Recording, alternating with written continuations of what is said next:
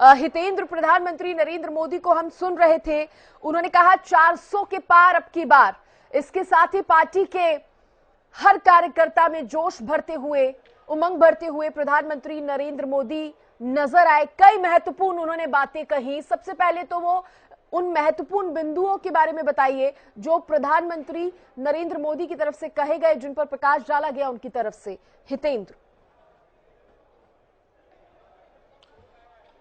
बिल्कुल सृष्टि, सबका साथ, सबका विकास, सबका प्रयास, सबका विश्वास जो नारा भारतीय जनता पार्टी का एक तरह से प्रधानमंत्री नरेंद्र मोदी की तरफ से ही ये नारा दिया गया था और उसी का जिक्र यहाँ पर पीएम मोदी आज करते हुए नजर आए। जिस तरह से उन्होंने कहा कि 400 पार अगर एनडीए को पहुंचाना है तो 370 का आंकड़ा बीजेपी का पार होना ही करवाना ही होगा बीजेपी को, तभी जाकर के एनडीए जो है 400 पार हो सकता है। और बार बार जिक्र करते हुए नजर आए विकसित भारत का, और कल एक इसी बाबत एक प्रस्ताव भी पेश किया गया था, विकसित भारत मोदी की गारंटी, जो कि केंद्रीय रक्षा मंत्री राजनाथ सिंह ने पेश किया था। और आज एक प्रस्ताव और केंद्रीय गृह मंत्री अमित शाह ने पेश किया इस अधिवेशन में, जिसमें विपक्षी गठबंधन इंडिया की हताशा के बारे में बात कही गई और बताया गया कि किस तरह से विपक्षी दल जो है वो लगातार अपने अपने परिवारवाद में जो है वो उलझे हुए हैं, परिवारवाद से बाहर नहीं निकल रहे हैं। और उसी को लेकर के आज, क्योंकि 18 तारीख है, 18 फरवरी है और इस बार 18वीं लोकसभा के लिए चुनाव जो है वो होने हैं एक दो महीने बाद, और उसी को ध्यान में रखते हुए पीएम मोदी जब अपना संबोधन दे रहे थे, शुरुआत में उन्होंने ये बात कही कि 18वीं लोकसभा के लिए आज से तैयारी शुरू कर देनी है और जो 18 साल के युवा हैं, जो पहली बार मतदाता बनेंगे, पहली बार वोट करेंगे इस बार, उन पर फोकस करना है मुख्य रूप से, ताकि उनके लिए विकसित भारत जो है वो आगे तैयार हो साल 2047 तक। और ये मोदी की गारंटी है, मोदी का विजन है। इस तरह की बातें यहाँ पर कही गई हैं और साफ तौर पर जो तमाम उपलब्धियां हैं मोदी सरकार की अब तक की, आप मेरे पीछे भी देख पा रहे होंगे, यहाँ पर जो तस्वीरें यहाँ पर लगाई गई हैं, इसमें आप देख पा रहे होंगे कि राम मंदिर की तस्वीरें यहाँ पर दिखाई गई हैं, तेजस विमान की तस्वीर दिखाई गई है, चंद्रयान की तस्वीरें दिखाई गई, अलग अलग जगह होर्डिंग पर, बोर्ड्स पर, जहां जहां भी इस तरह के बोर्ड जो है वो लगाए गए हैं। तो इन्हीं तमाम उपलब्धियों का जिक्र यहाँ पर करते हुए प्रधानमंत्री नजर आए। इसके अलावा जो बात विपक्ष की तरफ से कही जाती है, ओबीसी का या जाति आधारित जनगणना को लेकर के जो बातें कही जाती हैं विपक्ष की तरफ से, खासतौर पर कांग्रेस नेता राहुल गांधी की तरफ से जो कहा जाता है, उसका तोड़ यहाँ पर कहीं ना कहीं बताते हुए नजर आए प्रधानमंत्री नरेंद्र मोदी। उन्होंने बताया कि ओबीसी के रिकॉर्ड संख्या में कैबिनेट मंत्री हैं केंद्र सरकार में, और इसके अलावा क्षेत्रवाद की अगर बात करें तो उन क्षेत्रों का जिक्र करते हुए नजर आए, असम का, त्रिपुरा का, के उन क्षेत्रों को भी कैबिनेट में जगह दी जा रही है, रिकॉर्ड स्तर पर जगह दी जा रही है। यानी कि साफ तौर पर हर एक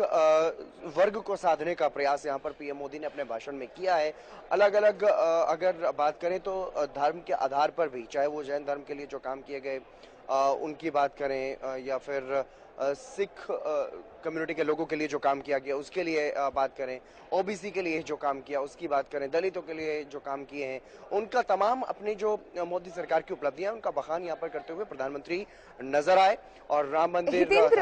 अपने इस पूरे संबोधन के दौरान, अपने इस पूरे भाषण के दौरान एक पल वो आया जो प्रधानमंत्री नरेंद्र मोदी जो है वो काफी इमोशनल हो गए, उसके बारे में बताइए। हाँ बिल्कुल सृष्टि, प्रधानमंत्री इमोशनल हुए थे क्योंकि एक जैन धर्म के गुरु उनका निधन हुआ, उन्हीं को याद करते हुए वो इमोशनल हो गए थे उस दौरान। और उन्होंने साफ तौर पर ये कहा कि वो कितने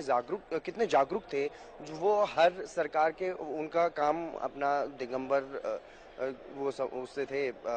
दिगंबर गुरु थे। तो ऐसे में आध्यात्मिक गुरु होने के साथ साथ वो कितने जागरूक देश के नागरिक थे, उसके बारे में भी उन्होंने बताया कि अगर कोई भी फैसला हम सरकार में लेते थे तो उसका 24 घंटे के अंदर अंदर वो एनालिसिस करके उसके फायदे नुकसान जो है वो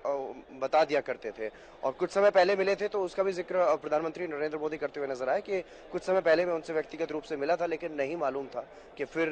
ये मुलाकात नहीं हो पाएगी, फिर उनके दर्शन कभी नहीं हो पाएंगे। तो उस वक्त थोड़े भावुक नजर आए प्रधानमंत्री नरेंद्र मोदी, लेकिन उसके अलावा विपक्ष पर करारा प्रहार करते हुए नजर आए, जिस तरह से विपक्ष के विजन को लेकर के उन्होंने बताया। और इससे पहले की अगर मैं बात करूं, केंद्रीय गृह मंत्री अमित शाह जब संबोधित कर रहे थे तो उन्होंने भी साफ तौर पर राहुल गांधी की जो भारत जोड़ो यात्रा है उसका जिक्र करते हुए वो नजर आए कि विपक्ष एक तरफ भारत जोड़ो की बात करता है तो दूसरी तरफ उनके नेता जब भारत तोड़ने की बात करते हैं तो उससे किनारा भी नहीं करती है कांग्रेस, तो कांग्रेस पर हमलावर नजर आए बीजेपी के केंद्रीय नेता, चाहे प्रधानमंत्री नरेंद्र मोदी की बात करें या फिर केंद्रीय गृह मंत्री अमित शाह की बात करें, और जो इंडिया गठबंधन है, इंडिया गठबंधन के जितने भी अलग अलग दल हैं, अलग अलग राज्यों में जहां जहां पर इनकी सरकार है, उन सरकारों के बारे में और वहां की जो स्थिति है उसके बारे में वहां पर बताते हुए नजर आए। और अपनी सरकारों के बारे में भी उन्होंने बताया कि किस तरह से कई राज्यों में अब बीजेपी की सरकार रिपीट कर रही है, क्योंकि मोदी सरकार में देश को प्राथमिकता दी जा रही है। यानी कि जो एक विजन यहाँ पर दिया जाता है, जो एक नारा दिया जाता है राष्ट्र प्रथम का और राष्ट्र की अखंडता के लिए जो काम करने की बातें कही जाती हैं, उसी का असर दिखाई दे रहा है। और प्रधानमंत्री नरेंद्र मोदी भी ये कहते हुए नजर आए यहाँ पर, सृष्टि, ये अपने आप में एक बड़ी बात है, वो ये कहते हुए नजर आए जिस तरह से कि विपक्षी नेता भी अब ये कहते हुए नजर आ रहे हैं कि एनडीए 400 पार, और एनडीए को 400 पार करवाने का काम भी कहीं ना कहीं करवाते हुए नजर आ रहे हैं। और वो साफ तौर पर कहीं ना कहीं दिखाई भी दे रही है कुछ हद तक स्थिति, क्योंकि हम देख रहे हैं राजस्थान, मध्य प्रदेश और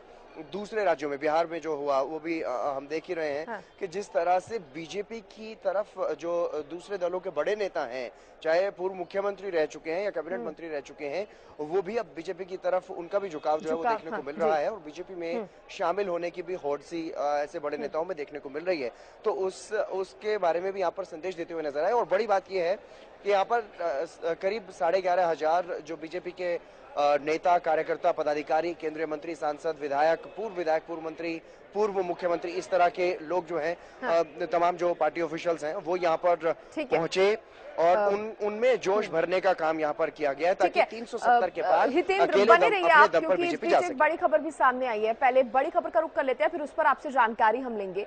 सीधे रुख कर रहे हैं खबर की ओर।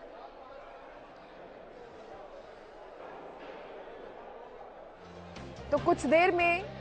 बीजेपी शासित राज्यों की सीएम परिषद की बैठक होनी है। पीएम और राष्ट्रीय अध्यक्ष जेपी नड्डा इसकी अध्यक्षता करेंगे। बीजेपी शासित राज्यों के सीएम, डिप्टी सीएम मौजूद रहेंगे। इस बैठक में लोकसभा चुनावों समेत कई अहम मुद्दों पर चर्चा होगी। बड़ी खबर इस वक्त की आपको बता रहे हैं।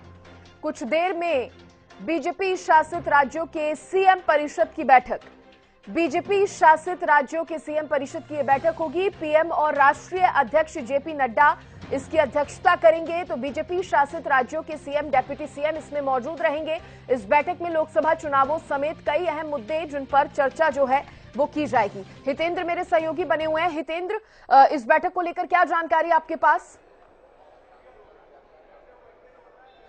हाँ बिल्कुल, ये बैठक शुरू होनी है और थोड़ी देर में ये बैठक जो है वो शुरू हो जाएगी, क्योंकि राष्ट्रीय अधिवेशन से पहले एक राष्ट्रीय कार्यकारिणी की बैठक हुई थी और उसके बाद अब राष्ट्रीय अधिवेशन का क्योंकि समापन हो चुका है, तो उसके बाद तमाम जो मुख्यमंत्री हैं इस बैठक में शामिल रहेंगे और प्रधानमंत्री नरेंद्र मोदी भी इस बैठक में शामिल रहेंगे। हरियाणा के मुख्यमंत्री मनोहर लाल भी इस बैठक में शामिल रहने वाले हैं और तमाम राज्यों के राजनीतिक हालातों पर चर्चा होगी। आगे किस तरह से लोकसभा चुनाव में पूर्ण बहुमत हासिल किया जा सके और 370 का जो टारगेट है बीजेपी का, उसको किस तरह से पूरा किया जा सके, और राज्यों के जो काम है, राज्य सरकारों के जो बड़े काम है, केंद्र सरकार के जो बड़े काम है, और राज्य सरकार और केंद्र सरकार में एक अच्छा तालमेल हो और काम